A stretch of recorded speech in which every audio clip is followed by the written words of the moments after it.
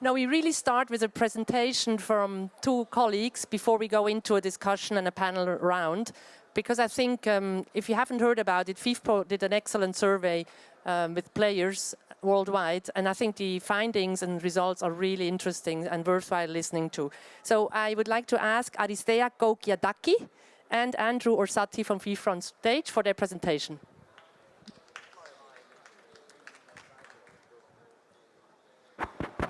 Thank you very much. You can come this way if you like.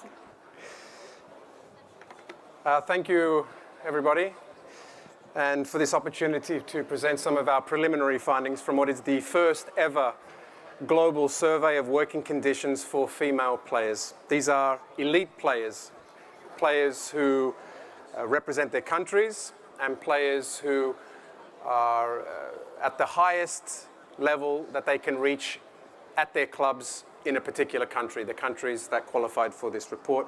I'm Andrew Orsatti, as you heard. I'm FIFPro's Director of Communications. FIFPro is the World Players Union. We're present in over 60 countries and estimated 65,000 professional footballers are under our care through the player associations in each country. We are the international umbrella organization representing their interests on policy and so on the regulations of the international game to stakeholders like FIFA and also on a regional level, UEFA and others. This is Aristea Kokiadaki, a senior lecturer from Manchester University who assisted us with this survey. And it's an important moment for FIFPro as an organization because it's the first time we do this and it helps us frame policy and help us identify where we need to focus our attention around the professionalization of women's football.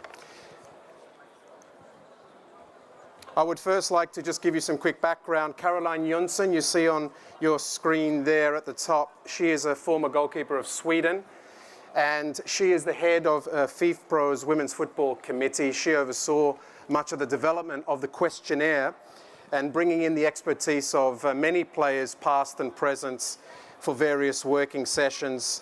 You see some of them there on screen. Nadine Angera, former winner of the FIFA Player of the Year award, and also Kirsten van der Ven, recently retired from the Dutch national team. We then approached Aristea here and Jeff Pearson from the University of Manchester to refine the survey, and it contained 40 questions. You see some of the issues we covered on the right there: education, contracts, salaries, benefits, adequacy of pay, child support, discrimination and harassment in the workplace, match fixing, the level of coverage from agents, health and safety issues, career prospects. So quite broad, and we tried to understand a lot about what's going on. We initially received over 3,600 surveys from 55 different countries, and there were 55 different nationalities involved. Here you see where we went. The surveys, I will point out, were hand-delivered by representatives from FIFPro and our affiliated player unions around the world. The countries here you see now in a darker shade are the ones that made the cut. 33 countries, a total of 3,295 questionnaires that were processed by Aristea and her team. This includes some of the world's most developed leagues in England, France, Germany, Sweden, and the United States. Now, if a country delivered less than 25 surveys, they were eliminated for scientific reasons because this could have made the country-by-country comparisons misleading. A sensitive topic.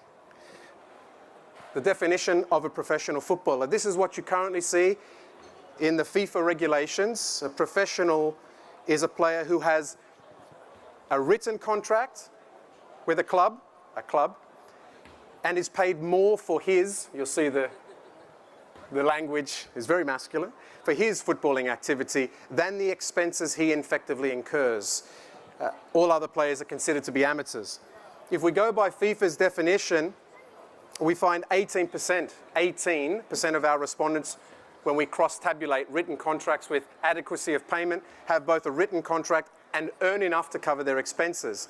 But I'd also like to point out that we found that 58% of the 3,300 players we surveyed earn some form of income. In other words, a club or a national federation, because sometimes the employer body might be considered the national federation paying players to represent the country, like in the United States, like in Australia, centralized contracts through the federations, are paying players, female players, to perform services related to football, 58%. So 18% meet the definition, but 58% are earning income from the game. A key finding, a rather striking statistic, if we look at the way men's football has been run traditionally, the clubs are providing the contracts and paying the salaries. Well, here we find 50% of the female players surveyed are receiving no pay from their clubs. These are women mostly under the age of 23. Over a third of national team players said they do not receive a single penny to play for their country. More on that in a moment. If we keep the focus on club payments just here, this will give you an idea of the sums we found. Over 60% take home, this is net, between $100 and $600 a month. Okay, that's after tax. 30% earn between $600 and $2,000 a month, and 0.8% are in that upper bracket, receiving $4,000 a month or more. Okay, they're the sums that help contextualize, because we saw that half of the players are receiving nothing from clubs, and when they are receiving, we see these amounts, and we also measure the adequacy of payment, whether these amounts are enough for them to cover their expenses. Is it enough to cover their expenses? This is a regional breakdown, okay? 36% told us they get paid. Remember, we're talking about who wasn't paid and who gets paid. Well, 36% tell us they get paid, but it's not enough to cover their expenses. And 3% actually told us they have to pay to play. It's not reflected in this graph, but this is an idea of what we've done regionally, and we've got country by country breakdowns on the various charts as well.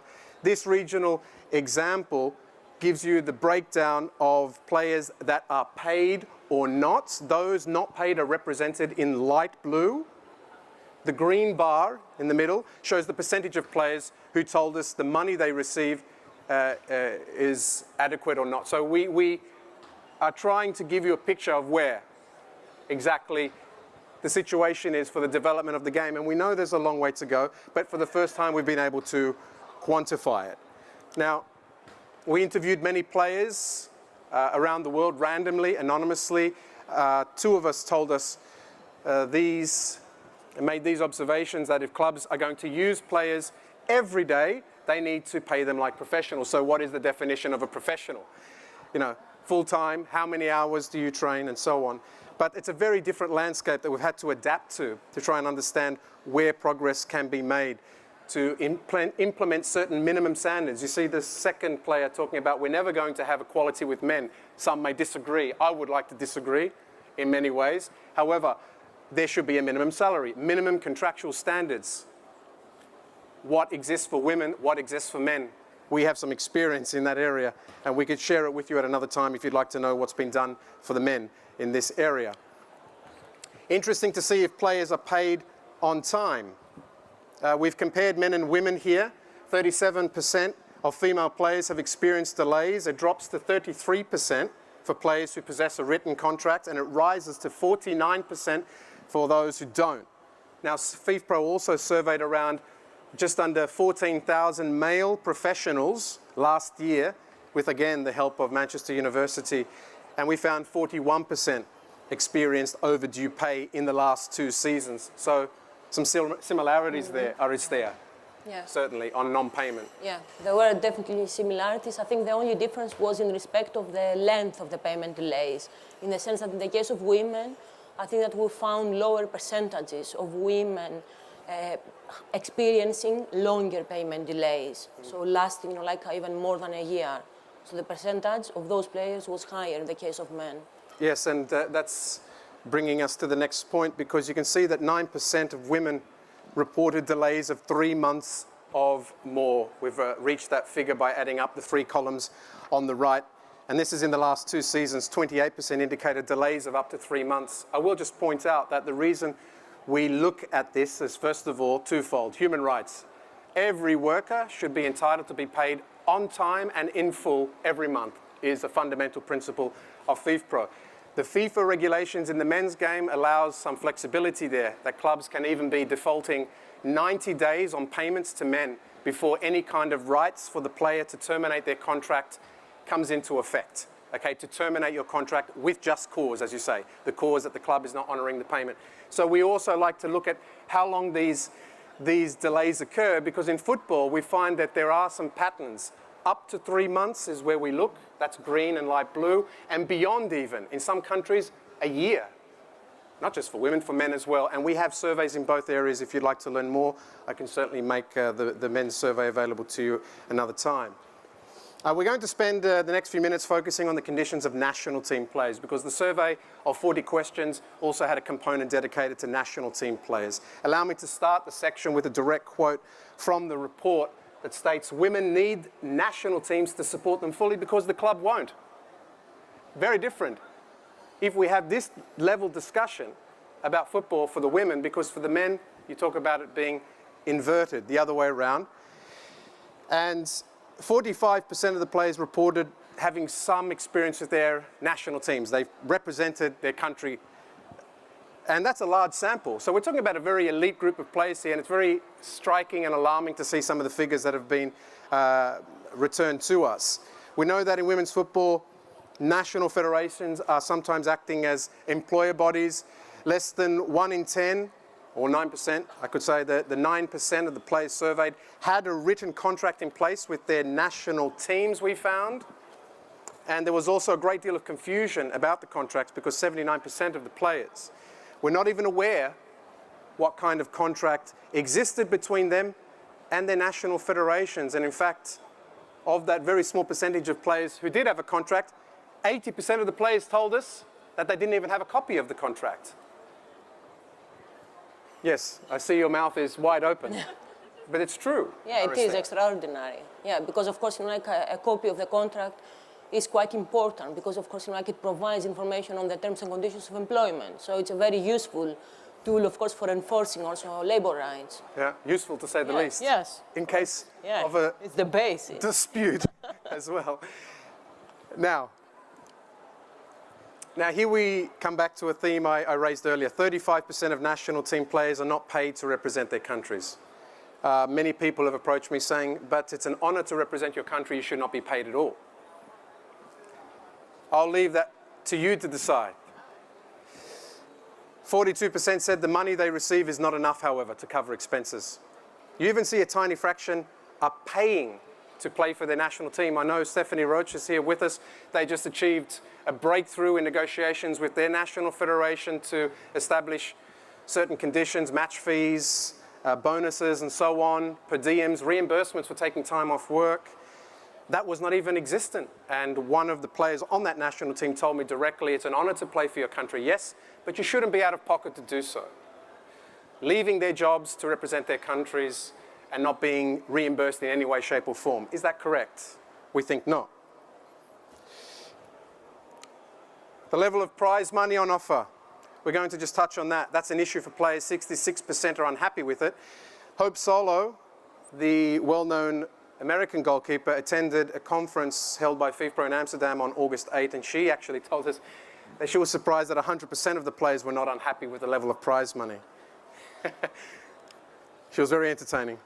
And another 24%, if you look at this, are moderately satisfied with the prize money. The 66% is generated by the two columns on the left. The central column is the other 24% I just mentioned. So we find ourselves here at a very important juncture, because players have told FIFPro, and we are employed by the players. Our policies are developed because of what the players believe to be fundamental, to prioritize. We find ourselves at this juncture of how do we address this issue? How do we address this issue, and what should be the next steps to bridge the gap of prize money being insufficient? For the sake of comparing prize money for men and women at the most recent major tournaments, that's what we asked them about, FIFA and UEFA I've identified here because we just had Euro 2017 for women, compared that with the equivalent for men the year before, and the two FIFA World Cups for men and women. You see the differences here. I won't go into the details because all those tournaments have a different number of teams participating in them.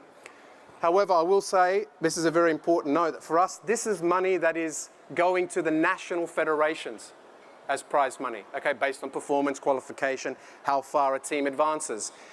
Players may receive a very small percentage based on the negotiations they conduct in their respective countries, but there's no guarantee they'll receive the money. The money goes to the national federation, and in good faith, that money is meant to be passed on to the players, who we hope have negotiated a percentage, a fair share of the commercial revenue based on collective bargaining agreements in their countries.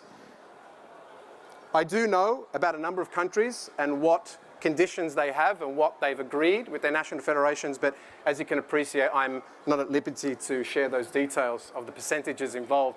However, I can tell you one that is for the public record. For example, in Australia, they've managed to secure 30% of revenue for the players, men and women, equal share, relative to the money generated from those tournaments.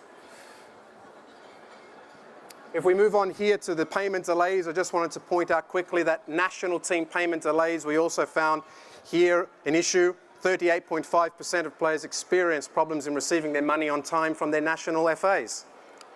National team players were also asked if they've experienced the clash between their club and national team commitments that fell on dates outside the FIFA international match calendar. This is a problem for a lot of players who have to compromise. It affects their clubs and the ability to represent their countries. 16% said they have experienced a clash, or 14% know of a teammate who has had a clash.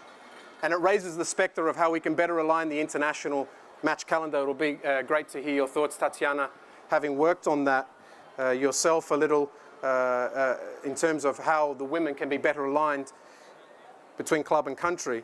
If we move on to health and safety, there are some different questions we had to apply to the female player survey compared to the men. This is one of them, and there are different issues that have come up in recent times topically that we've also wanted to cover. For example, we found 62% of players said that they have never been asked about their menstrual cycle, either by the coaching or team medical staff. Now, the reason we raise this is obvious, in that we want to raise awareness from FIFPro's point of view about the issues involved, affecting performance, yes, but also this is a health and safety issue.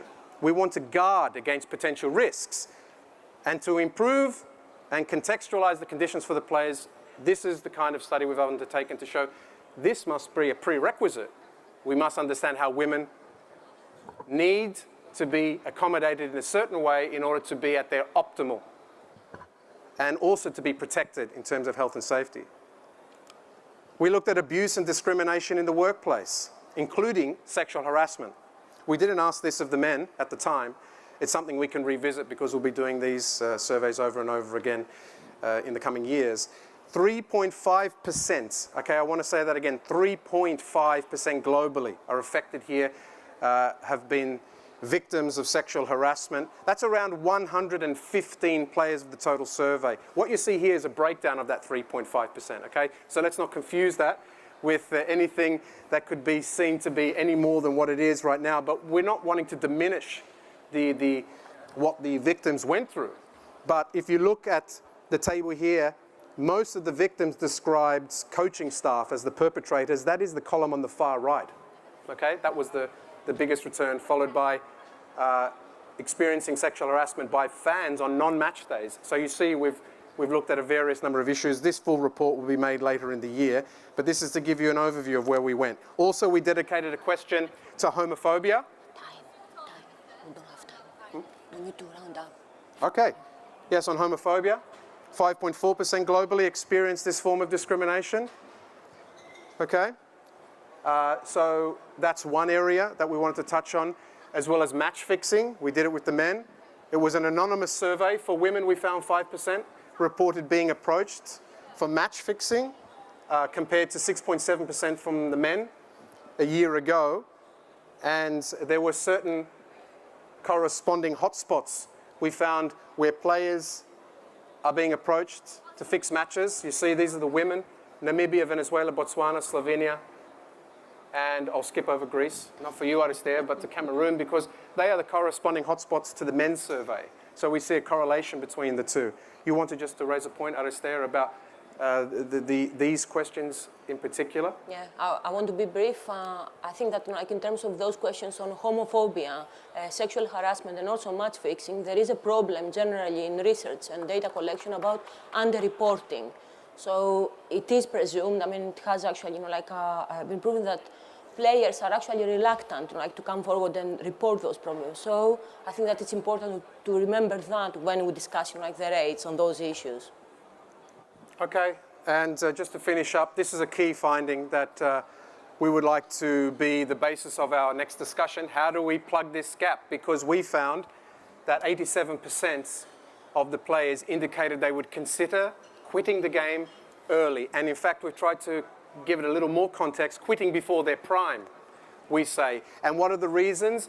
Reason number one was leaving to start a family, childcare support, maternity leave, so the lack of support to combine motherhood with a football career.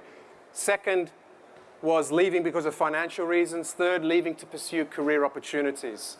Okay, I also just want to quickly say that the women who come into professional football, we found, are 3 times more likely to earn a university degree than the men.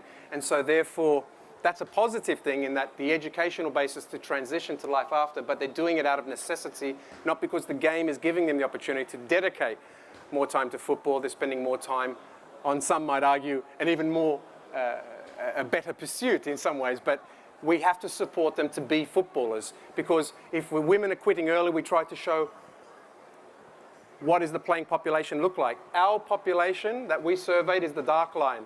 Under the age of 23, you see a very large number of players. And then it drops down, 24 to 28 and beyond.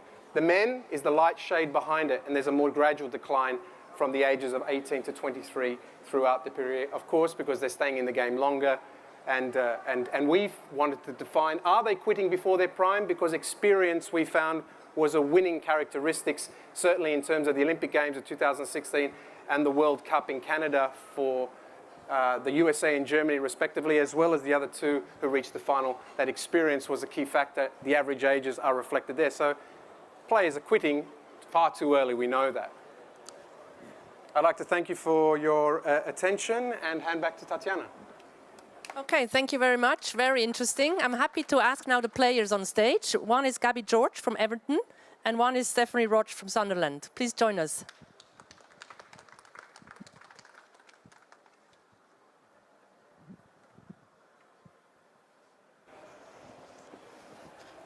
So I would, of course, immediately like to start with the 2 of you to ask you, you've seen now with this presentation and all these statistics, how is it for you in your life being a professional football player? How did you become a professional football player, and how do you live your dream?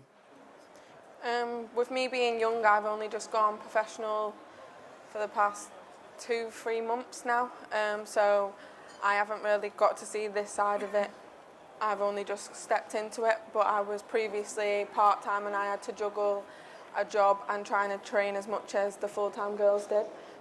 Obviously going professional for me is a big step in the right direction, and hopefully the women's game can continue to get bigger and we can be professional and stable at the same time.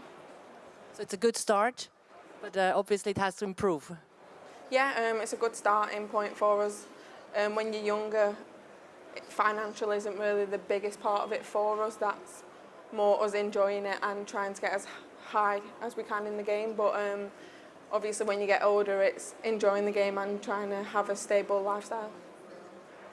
And Steph, you have a bit more experience. You have played in a couple of countries and clubs. Can you tell us about your history so far? Yeah, I think obviously, as Gabby said, I think when you're starting off, it's all about the love of the game and wanting to play football and just enjoy the game overall. But the older you get in your career and the more you go and play and experience different things in different countries, I suppose you learn that maybe it's not, in some places, all it's cracked up to be. I think I've experienced the good and bad of women's football. I think the survey has kind of opened a lot of people's eyes to what goes on in women's football. And I think for me, at my stage of career now, it's definitely coming to a stage where I'm thinking career-wise, what should I be doing? Financial-wise, what should I be doing?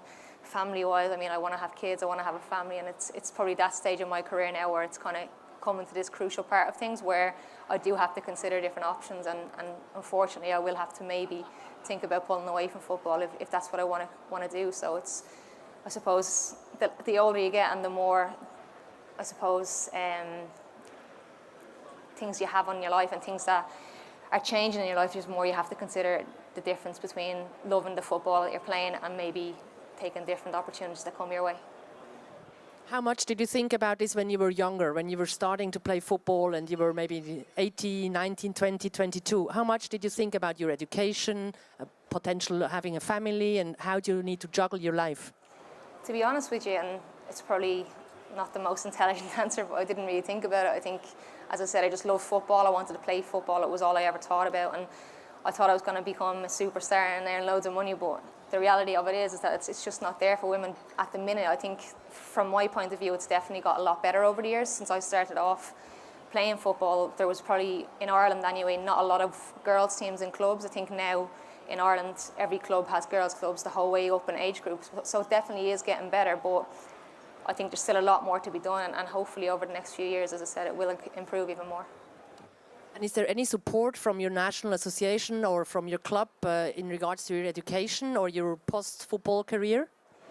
I think for most players involved in England, obviously the PFA do help out with stuff like that. And I think for players going into new clubs, it's probably more about knowing who to ask about it, because I think in clubs at times they don't probably come to you with, this is what we can offer you, you can do this and you can do that. I think it's more players as individuals going to the club and saying, look, I'd be interested in getting some more of educational stuff in the background and asking people at the club. So I think it's basically knowing who to ask about it and maybe having clubs put it out there a little bit more for players to know about it. And for you, Gabi, do you think about your career after your football career, or you're focusing only on football right now? When I was in school and college, I did concentrate on getting my grades that I needed for when I left, but then when I finished college, then I started to concentrate more on football to get to where I wanted to be. And then hopefully in the next couple of years, I'm going to look back into education, see what pathways I can take and what journey I want to go into after football. And we have seen some of the challenges in that presentation, and we also heard in the past some of the success stories from national associations who went on strike with their national federation.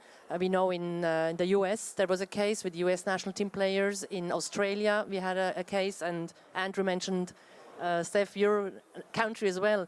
Have you heard about these cases, and have you any thought about it? Have you thought about yourself, about something you don't like and you would like to improve? I heard about when it happened in Ireland. I did hear about that, but I haven't really took much interest into it. I think England do support the women's football a lot. We have central contracts. Obviously, I don't have one personally, but when you make a step up to the senior team, they have central contracts which kind of help you with your finances and obviously what you miss out when you do go on camps. And then I think England and the FA do it well for us, so I've never really experienced anything different. So you're lucky. And Steph, for you, you were part of that team and you went through it and all the media and the activities. How much can you tell us about that time? Maybe why did it start and what happened and what you think now looking back? Yeah, I think obviously no player as a footballer wants to go and strike or miss a game or miss a competition. It's never anything that you want to do or you even think that you would have to do going into international duty, but it's something for us as players that was going on in the background for a long time. We never wanted it to become public. It was just kind of, to be fair, we were being pushed back a lot. We were told, oh yeah, it's going to come, and it just never did. And the more we were thinking about it was, and in fairness to some of the players who have retired recently, I think they knew that if it wasn't done now, it would never be done, because, as Gabi says, I think most of the players that are coming up in our Irish team are young and they don't understand what's going to come in later life, and when they get to a stage in their career when they have to think about financial stuff, they have to think about mortgages, they have to think about working, they have to juggle all these things. So I think for us as senior players within that squad, we realised that the time to do it was when we done it, and as I said, we're just happy with the response that it did get from the media, because if we're honest with ourselves going into it, we weren't sure what reaction it would get. And as Andrew said, like, some people would say, well, you're playing for your country, you don't deserve to be paid. But at the end of the day, I think the main thing is that you shouldn't have to go out of pocket to pay for your country either, and that was, I suppose, the main point we wanted to make. And also another question regarding to contracts. You know, there's the question: when are you a professional player, and what does it mean? And what kind of a contract do you have with your club, with your national association? Maybe also regarding your future, your post-career education. How much do you know about it, and how much maybe you would think support is needed or more guidance is needed? Do you think it's worthwhile talking about more legal issues and more consultancy for players?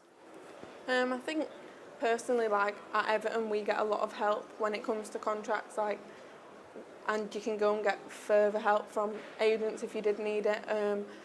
I'm lucky enough to have like a family that know a lot about football and a lot about contracts and stuff, so I got help on that basis. But I think having a club there that can help and you know that they're doing what's right for you and not just what's right for the club is beneficial. Yeah, I think as well, I think a lot of people would be surprised at the amount of women or female footballers that actually don't have agents or have people that can help them out with that. So that will be definitely something that I think would benefit players, just to know what they should be asking for or what maybe they're entitled to within their contract. So I think having help with that would definitely help girls the more they get into their career and the further they progress. And before we open to the floor for some questions, question for both of you. If you have 3 wishes for your future football career, or even for maybe even younger ones, you're still young, but for the ones coming after you, what would it be? I think more media coverage. Obviously, we have a couple of games that are going to be on TV for the WSL season, but I think every men's game is on TV, so why shouldn't women's be? I think just more equality in terms of men and women being seen as the same sport, not just women's football and men's football, and just the stability in the game. I'm pretty much going to be saying pretty much the same as Gabby has said. I think in terms of equality, I think a lot of female footballers are realistic in knowing that women's football isn't at the stage the men's game is in terms of media attraction and I suppose commercial attraction. But if maybe one day we can kind of get there, it would be obviously a great thing for women's football and helping to promote the game and progress the game at grassroots and at professional levels. I think also for younger players coming up, I think I'd like for them to be able to have stability and be able to not have to worry about the certain things that senior level players now are having to think about in terms of financial worries and having to start a family, etc. And think if younger players can have that stability when they get a little bit older, I think that would be something that I'd like to see. Good. Okay. Would like to give everybody a chance for some questions, if there are some. If not, we will continue with the 2 players. Yeah? I just wanted to, we saw the stats from Andrew Naristea about. Hi, we saw the stats about players retiring early. I was wondering if the 2 panelists have any, because they're just numbers when we see them on the screen. Have you seen that in your career, teammates that have had to stop because they couldn't balance the playing demands and work and life?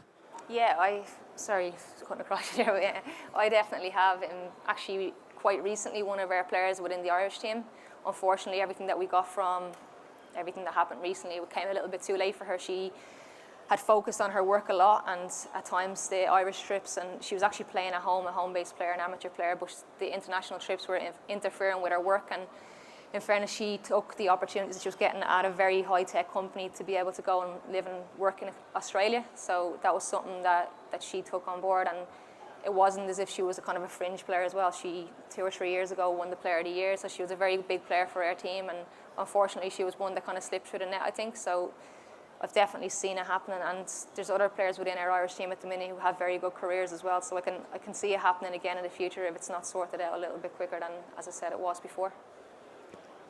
Yeah, I've seen it too just recently. A lot of people in the women's game are teachers, so when a lot of teams are now turning full-time, you can't balance teaching and playing football at the same time. So obviously teaching, and you have a stability in your career and you know where it's heading, so a lot of people have chosen that path because you know where it's going to go. Yeah, I mean, I'm the president of FC Zurich women's team, and one of our players was part of the Swiss national team. And in a year when Switzerland qualified for the FIFA Women's World Cup in Canada, 2015, she had to take 3 months unpaid leave.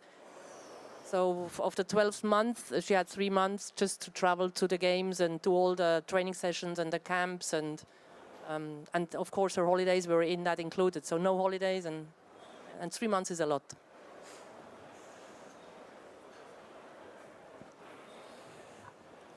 Hi, my name is Rita. I'm a sports architect. And I would like to ask you if in the survey any questions were asked regarding the infrastructures where women train. Because through my career I've talked to a lot of players, men and women, and I know they don't have the same conditions to train. And the facilities, the elite facilities, are designed for men. I'm trying to make architecture a bit more inclusive, stadiums, training centers, but I would like to support this with the real concerns of the female players. Was any research done on that?